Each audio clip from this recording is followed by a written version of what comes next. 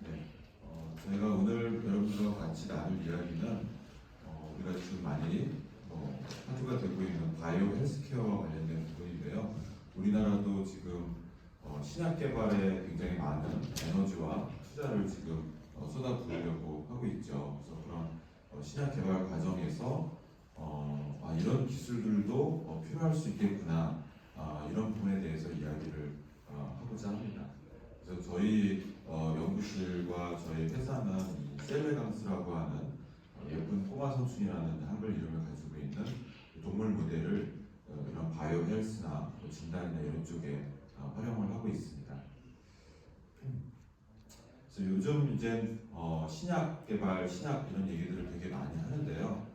과거의 약에 대한 개념과 지금의 약에 대한 개념이 좀 많이 바뀌었다고 보시면 되겠습니다.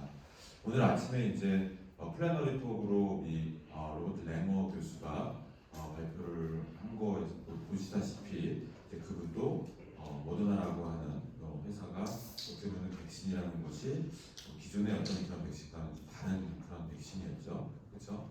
그래서 과거에는 어떻게 보면은 이런 어떤 화학물질 같은 것들만 주로 우리가 약으로 생각을 했는데 이제는 그런 것이 아니고 DNA나 RNA 같은 것들도 약이 될 수 있고 오가노이드나 셀 같은 것들도 약이 될 수가 있고 또는 우리가 전혀 지금은 상상할 수도 없는 어떤 다른 방법, 다른 무언가가 약이 될 수 있는 그런 것이 앞으로 정말 펼쳐질 것이고 우리가 그러한 새로운 개념의 약, 신약 이런 것들을 개발하고 만들고 이런 과정에서 어떤 이러한 기반 기술들도 필요하겠다. 저희 이제 그런 그 기반 기술에 해당되는 부분이 되겠습니다. 이게 이제 신약 개발을 하는 과정의 어떤 그 타임라인, 아니면 프로세스 이렇게 말씀드릴 수가 있겠습니다. 맨 처음에 어떤 디스커버리라고 하는 그런 부분을 하게 됩니다. 여러 가지 어떤 그런 후보 물질들이 있고 그 다양한 후보 물질 중에서 우리한테 정말 필요한 효과가 있는 그런 물질들을 찾아내는 그러한 과정이 디스커버리 앤 디벨롭먼트 과정이라고 말씀드릴 수가 있겠고요. 그 다음에 이제 두 번째 단계로서 두 번째 프로세스로 프리클리니컬 테스트, 프리클리니컬 리서치라고 전임상 시험 또는 비임상 시험이라고 하는 부분이 되겠습니다. 즉 임상으로 들어가기 전에 바로 연구 개발을 하는 부분이 되겠습니다. 그래서 이때 많이 쓰는 방법은 이제 세포를 키워가지고 그 세포에 이제 뭐 약물을 신약을 처리를 하거나 트리트를 해서 그래서 어떤 메커니즘을 어떤 모드를 갖는지 이제 그런 것들을 보는 것이죠. 또는 이제 쥐, 또는 강아지, 또는 토끼 이런 동물들에다가 주사나 먹인 다음에 역시 효과를 보는 그런 것들이 전임상 시험이 되겠습니다. 그래서 여기를 이제 통과를 하게 되면은 이제 바로 우리가 클리니컬 정말로 사람을 상대로 하는 그러한 리서치를 들어가게 되고 가브먼트 리뷰 그다음에 이제 이렇게 우리 마켓에 나오게 되는 과정이 되겠습니다. 보시는 바와 같이 굉장히 맨 처음에는 어떤 후보물들이 되게 많았다가 그런 것들이 막 쭉 줄게 돼서 임상으로 들어가는 그런 개수는 처음의 개수에 대비해서 아주 작은 개수가 여기에 들어가게 되겠죠. 이거는 조금 이렇게 뭔가 조금 그래도 tens, hundreds 이렇게 얘기를 했는데 실질적으로는 이런 식으로 계산을 이제 여러 그 이전에 시작 개발한 그런 것들을 계산을 했을 때 처음에 이제 100이었다면은 그 100에서부터 시작해서 프리클리니컬에서 즉 전임상 시험에서 한 3%, 즉 100개에서 시작했는데 한 3개로 이 프리클리니컬에서 3개 이하로 줄게 되고 그 이후에는 임상에서는 더 적은 숫자로 이렇게 들어가게 됩니다. 그럼 우리가 여기서 이제 볼 수 있는 바와 같이 과연 이 신약 개발을 하는 이 프로세스 단계에서 과연 어느 단계가 굉장히 중요하고 어느 단계가 뭔가 크리티컬한 포인트냐 이런 것에 대해서 한번 생각을 좀 해봐야 되겠습니다.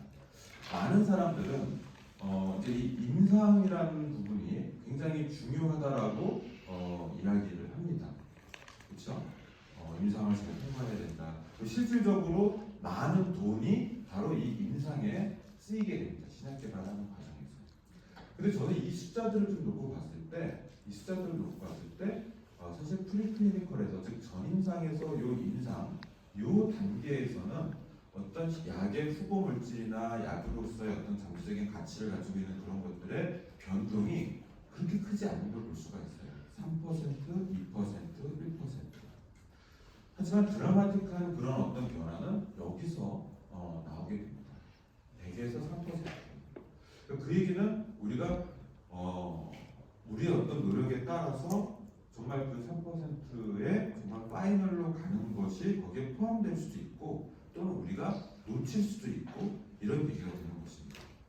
그래서 많은 사람들이 얘기하는 거가 임상에서 이제 굉장히 많은 약들이 후보 물질들이 사실 임상까지 들어갔다가 거기서 페일이 되는 경우가 굉장히 많은데 그 페일이 되는 것을 좀 막으려면 또 페일되는 그 수준을 좀 낮추려면 즉 성공률을 높이려면은 오히려 이 프리클리니컬 즉 전임상 비임상 단계에서 좀 더 치밀하게 이 연구 개발을 설계하고 잘 수행해야지 거기서 정말 제대로 된 애가 들어가서 성공을 하게 된다 이런 얘기들을 많이 하게 됩니다.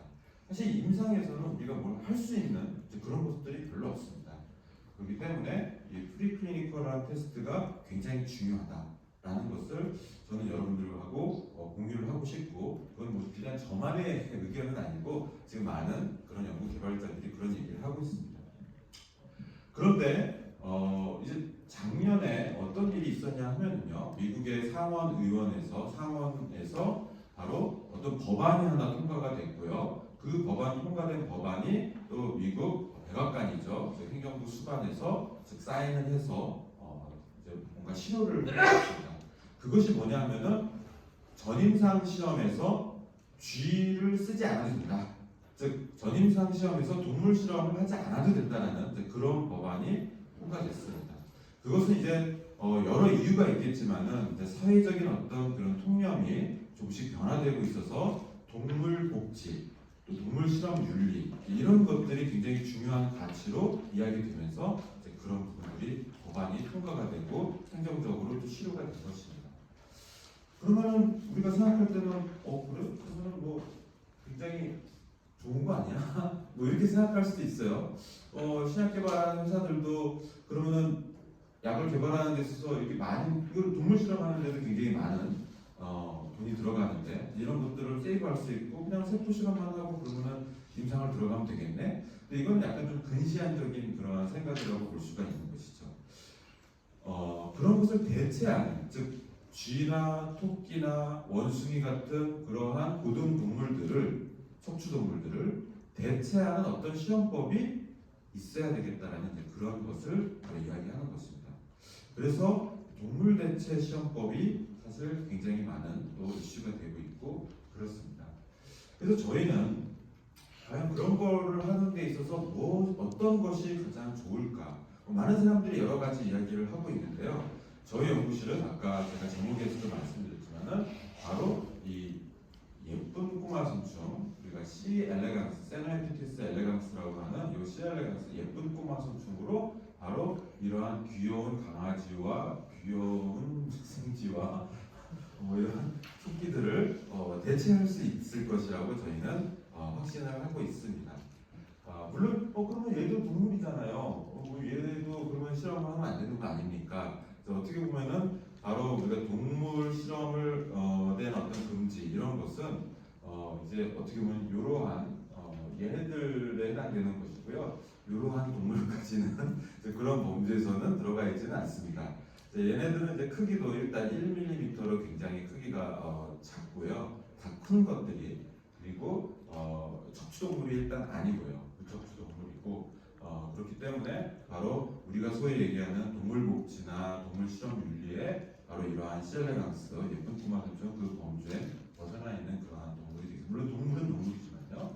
어쨌든 저희는 이러한 컨셉을 가지고 있습니다.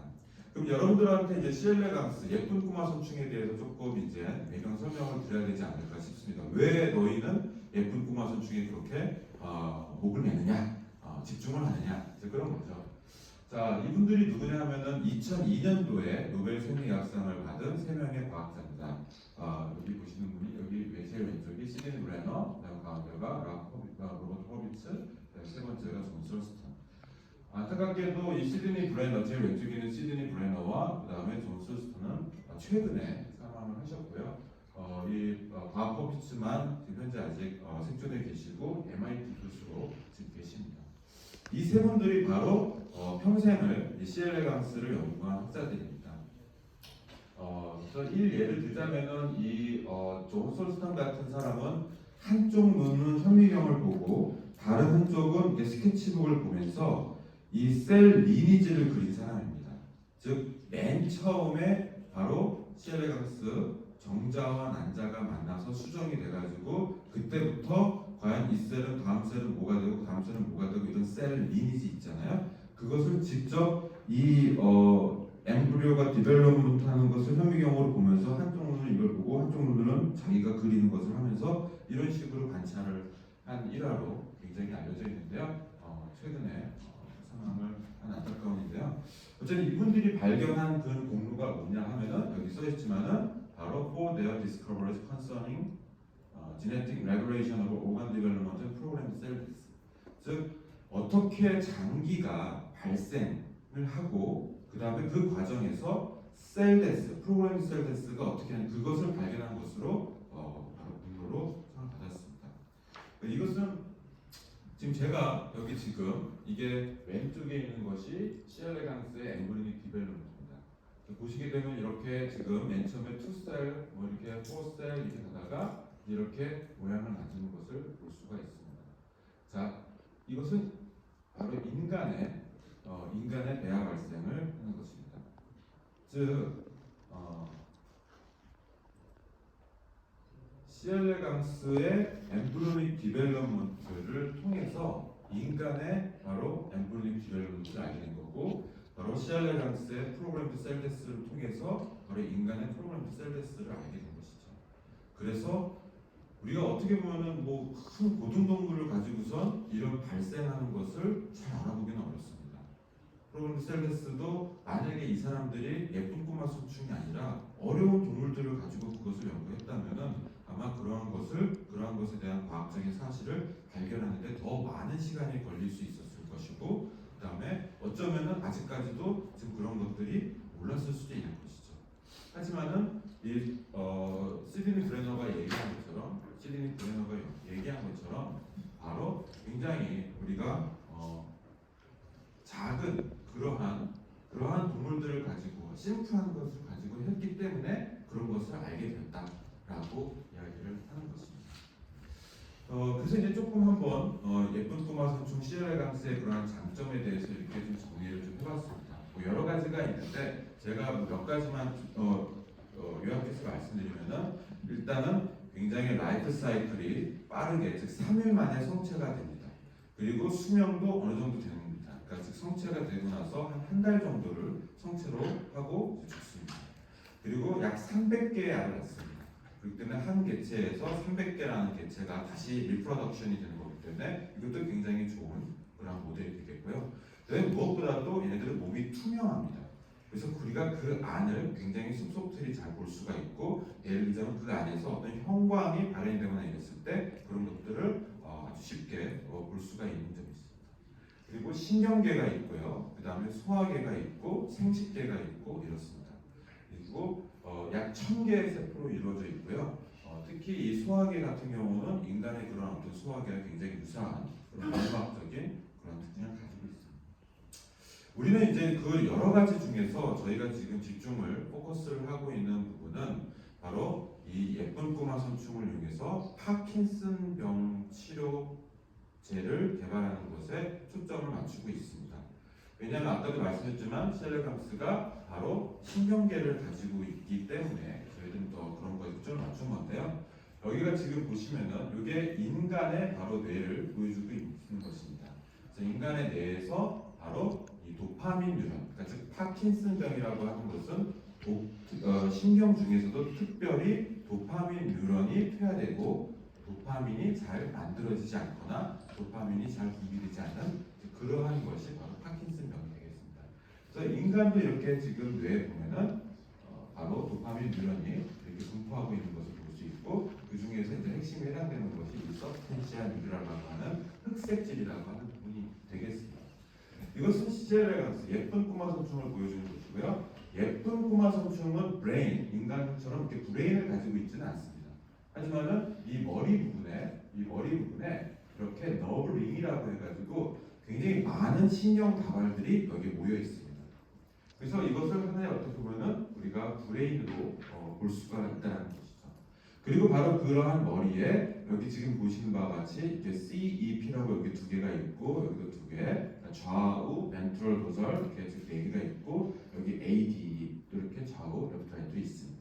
바로 여기에 써 있는 바로 이 CEP와 ADE 이렇게 지금 이렇게 신경 여기 지금 형광으로 보시면 이렇게 이게 바로 인간의 그런 도파민 뉴런과 같은 도파민 뉴런 되겠습니다. 그래서 이것은 지금 바로 그러한 도파민 뉴런을 우리가 쉽게 볼 수 있도록 그 도파민 뉴런의 형광을 이렇게 표시하는 것입니다. 그래서 이런 식으로 바로 도파민 뉴런을 우리가 인간의 뇌였으면 그러한 도파민 뉴런을 뭐 실시간이든 살아있는 사람을 이렇게 보기가 되게 어렵잖아요. 하지만은 예쁜 꼬마 성충은 아까도 말씀드렸지만 투명한 몸이기 때문에 이런 식으로 도파민 뉴런을 우리가 언제 어느 때 계속 보면서 우리가 신약 후보 물질을 집어넣어주면서도 관찰할 수가 있고 그렇게 되겠습니다. 그래서 이제 저희 연구실에서는 이제 뭐 천연물 기반이라든지 아니면 뭐 그런 것들을 또 나노 입자화하는 것들 이런 것들을 가지고선 바로 이제 도파민 뉴런의 이제 퇴화가 일어나는 그러한 시엘레강스 모델에서 바로 얼마나 그러한 후보 물질들이 잘 워킹을 할 수 있느냐 이런 것들을 전임상 시험 또는 스크리닝 이런 것들을 주로 하고 있습니다. 여기서 보시는 바와 같이 이렇게 지금 도파민의 메타볼리즘은 타이로신에서 L도파에서 도파민이 이렇게 바뀌는데요. 특히 이제 이 L도파라고 하는 이런 도파민의 전구체가 바로 우리 몸에서 BBB를 통과해서 이게 뇌로 들어가게 되고 바로 그 뇌에서 L도파는 도파민으로 전환이 되고 그 도파민이 바로 우리 도파민 뉴런의 활성을 자극을 하게 되는 것입니다.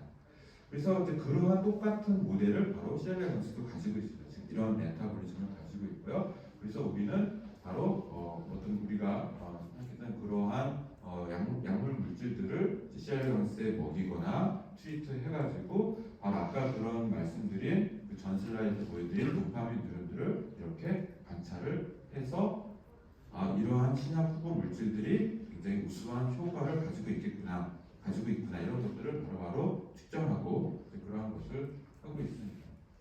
그 다음에 이제 이러한 것은 동물의 안전성, 의약품 후보 물질들은 안전성을 당연히 같이 보면서 지켜봐야 되는데요. 바로 이렇게 서바이벌이라든지 그 다음에 바디 무브먼트, 바디 사이즈 이런 것들이 대표적으로 바로 어떤 물질들이 이런 동물에 들어갔을 때 정말 독성이 있는지 없는지 안전한지 아닌지를 평가하는 그러한 중요한 지표들이 되고 그런 것들을 우리가 잘 살펴볼 수가 있는 것이죠. 그러니까 어떻게 보면 유효성과 안전성을 같이 평가할 수 있는 시험할 수 있는 그러한 좋은 동물 모델이라는 것이고요. 그래서 이거는 이제 아까 전 슬라이드랑 또 다른 어떤 약물에 해당되는 건데요. 여기 지금 보시면은 바디 렌즈 포 20세컨드라고 되어 있고 지금 여기 M2 그다음에 여기 캡2라고 되어 있죠. 이게 뭐냐 하면은 바로 이 캡2라고 이 M2라고 하는 것은 와일드 타입이고요. 그다음에 이 캡2라고 하는 것은 캡2라고 하는 유전자가 뮤테이션된 뮤턴트입니다. 그럼 이 캡2라고 하는 것은 도대체 무슨 유전자냐? 바로 여기서 지금 보시면 아시겠지만은 타이로신에서 L도파가 되고 L도파가 도파민이 되는데요. 바로 이런 것들이 다 엔자임으로 이렇게 전환이 되는 그러한 과정인데 바로 캡2는 바로 이 타이로신에서 L도파를 만드는데 필요한 엔자임이고 그 유전자가 되겠습니다. 그러니까 그 유전자가 결여되어 있는 뮤턴트라는 것은 바로 L도파를 못 만들어내고 도파민을 결과적으로 못 만들어내는 그러한 뮤턴트죠. 즉 파킨슨병하고 같은 그런 효과를 낼 수 있는 그런 뮤턴트가 되겠습니다. 그래서 걔네들 같은 경우는 어떤 일이 벌어지냐 하면은 지금 이게 정상인 경우에는 지금 이렇게 보시는 바와 같이 먹이가 없는 것과 있는 것을 구별을 합니다. 얘네들이 동물이기 때문에 먹이가 있는 것과 없는 것을 구별을 하는데 지금 이러한 뮤턴트들은 그런 것을 구별을 못한다는 것입니다. 그런데 그런 것들이 우리가 약물질을 들어갔을 때 바로 극복을 한다는 것이고요. 어떻게 보면은 이제 세포만 가지고 이런 것들을 하게 되면은 우리가 우선 혈관 볼 수도 있고 세포의 셀 데스나 여러 가지 유전적인 것들은 볼 수 있을지 모르겠지만은 거동이라는 것은 세포를 통해서 볼 수가 없습니다. 뭐 세포를 통해서 움직임을 볼 수도 없는 것이고요, 그렇죠? 그렇지만 이거 시알레강스는 자유롭게 움직이는 동물이기 때문에 바로 거동을 볼 수 있고 그 거동적 마커와 유전적 마커를 같이 우리가 활용을 할 수가 있다는 것이죠. 이것은 뭐냐면 그 파킨슨병에서 굉장히 핵심적인 메커니즘에 해당되는 그 카이네이즈 리액션이 있는데요. 카이네이즈 반응이 바로 그런 핵심 유전자에 해당되는 LRRK2라고 하는 그 카이네이즈가 바로 이런 시알레강스에서도 LRK라고 하는 유전자가 바로 작용을 해야지 바로 이 파킨슨병이 진행되는 후에 굉장히 중요한 키팩터가 되는 것이라는 것을 발견했고 그것과 호몰로지를 갖는 유전자가 쥐에도 있고 인간에도 있고 즉 시알레강스를 통해서 어떤 파킨슨병의 메커니즘을 규명한 것이 쥐 동물에서도 같이 가지고 있고 사람도 같이 가지고 있고 즉 어떠한 뭔가를 처리했을 때 그것이 쥐와 사람에게서도 같이 같은 확률로 같은 성공으로 이루어질 수 있다라는 것을 얘기하는 것이 되겠습니다. 이것은 이제 또 다른 어떤 최근에 나온 논문인데요. 바로 파킨슨병을 이제 치료하는 방법은 약물도 있고 뭐 주전자도 있고 여러 가지도 있겠지만은 어떤 운동요법 같은 것도 치료가 될 수 있을 텐데 바로 여기 지금 보시는 것처럼 어떤 물리적인 어떤 이런 물리 치료라고 해야 되겠죠. 그런 것을 통해서 시알레강스를 물리치료 같은 걸 통해서 물리적 치료를 통해서 파킨슨병을 치료하는 것을 보여줍니다. 즉 인간에게 해야 될 것을 이렇게 해가지고서도 보여줄 수 있는 이런 것입니다. 이제 뭐 조금 다른 얘기로 들어가서 제가 지금 몇 분 정도 남았죠?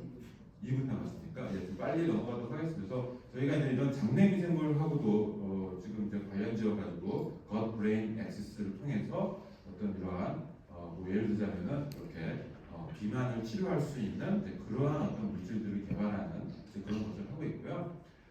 그 다음에 이건 또 최근에 나온 논문인데 사이언스에 나온 논문인데요. 바로 DNA를 DNA 자가 회복을 하는 그러한 약물을 개발했는데 그 개발한 약이 지금 이렇게 시알레강스와 그 다음에 G 모델에서 똑같이 그런 것들이 워킹한다는 것을 보이고 있습니다. 그 다음에 이제 이렇게 지금 동물에다가 뭘 하냐면은 어떤 독성 테스트를 하기 위해서 지금 이 토끼에다가 어떤 독성 물질을 집어넣고 정말로 이게 얼마나 독성이 있는지 보는 것입니다. 굉장히 이제 이런 것들을 보면은 좀 잔인하고 혐오스러운 것을 볼 수가 있죠. 그래서 저희는 이제 이러한 어떤 약물의 유효성 평가뿐만 아니고 최근 많이 만들어지고 있는 특히 여기 이제 이따가 나노 입자를 이제 개발하는 그런 분들이 많을 텐데 그런 나노 입자의 독성, 안전성 이런 것들도 예쁜 꼬마 설정을 통해서 충분히 우리가 테스트를 할 수 있다. 그리고 여기 지금 보시는 바와 같이 이렇게 마이크로플루이드 칩을 이용해서 그러한 어떤 유효성이나 안전성 평가를 좀 더 컴팩트하고 그 다음에 빨리 저비용 그 다음에 빠른 시간 안에 할 수 있다는 것입니다. 그리고 이제 이러한 어떤 시알레강스의 또 좋은 점 중에 하나가 바로 인간과 되게 유사한 그런 어떤 후각, 미각 그런 어떤 센서리 유형을 가지고 있다는 건데요. 그래가지고 바로 이런 예쁜 꼬마 성충의 후각을 이용해서 그것을 일종의 냄새 센서로 해서 질병을 진단하는 것입니다. 그래서 이런 폐암 같은 암을 진단할 수 있는데요. 그래서 얘네들이 이제 이쪽으로 가거나 이쪽으로 가는 냄새를 싫어하고 좋아하는 걸 통해서 그것을 통해서 암 진단을 할 수 있는 건데요. 최근에 이제 일본의 그룹이 바로 이러한 예쁜 꼬마 선충으로 암 진단을 하는 그러한 회사가 생겼습니다. 생긴 지 좀 됐고요. 올해부터 이 상용화를 한다라고 그렇게 선포를 했는데 바로 히로츠 바이오 사이언스라고 하는 회사인데요. 이 회사가 여기 지금 보시면 아시겠지만 1026억 원이 아니고 1026억 엔의 투자를 받았습니다. 일본으로부터 1조 원 넘는 투자를 받아가지고 지금 시알레강스로 예쁜 꼬마 선충으로 바로 암 진단을 하겠다라고 그렇게 지금 하고 있는 것이죠. 굉장히 어려운 진단하기 어려운 그런 췌장, 폐암도 어려운데요. 그런 고비용으로 들 수밖에 없고 이분 고비용을 지불한다고 하더라도 얼리 디아그노시스가 되게 어려운 그러한 질병들에 바로 이러한 예쁜 꼬마 선충이 냄새를 통해서 바로 그러한 질병을 진단하는 이제 그러한 시대가 곧 왔습니다. 네, 그래서 일단 뭐 짧은 시간에 이렇게 좀 여러 가지 얘기를 좀 드리고자 굉장히 좀 두서없이 얘기가 된 것 같은데요. 그래도 일단 여러분들한테 제가 전달하고자 하는 그 메시지, 예쁜 꼬마 성충으로 이런 어떤 신약 개발과 뭐 진단과 안전성 이런 것들을 다 할 수 있다는 그런 중요한 메시지는 전달했다라고 느끼고요. 이상으로 발표를 마치도록 하겠습니다.